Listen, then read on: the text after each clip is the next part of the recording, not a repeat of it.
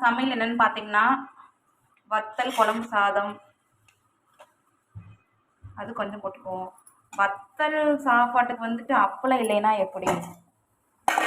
அதனால பொரிச்சு வச்ச இது வந்துட்டு எல்லாம் மிக்சடு கேரட்டா, பீட்ரூட்டு, பூண்டு என்னமோ சொன்னாங்க. அது மிக்சடு அப்பளம் உண்மையாலுமே வந்து டேஸ்ட்டு செம்மையாக இருந்துச்சு. அடுத்தது பார்த்தீங்கன்னா ஒயிட் ரைஸ்.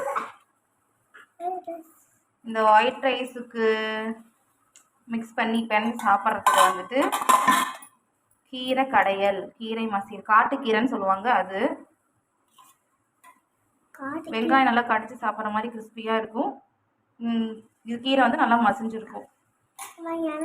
இன்னைக்கான சமையல் பார்த்தீங்கன்னா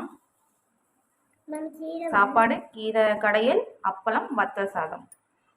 இன்னைக்கான சமையல் என்னன்னு பார்த்துட்டீங்க. எல்லாமே கொஞ்சம் கொஞ்சம் தான் எடுத்திருக்கோம். இந்த குண்டம்மா நல்லா நிறையா திங்கும்னு நினைக்காதீங்க. அது இதில் கொஞ்சம் தான் எடுத்திருக்கேன்.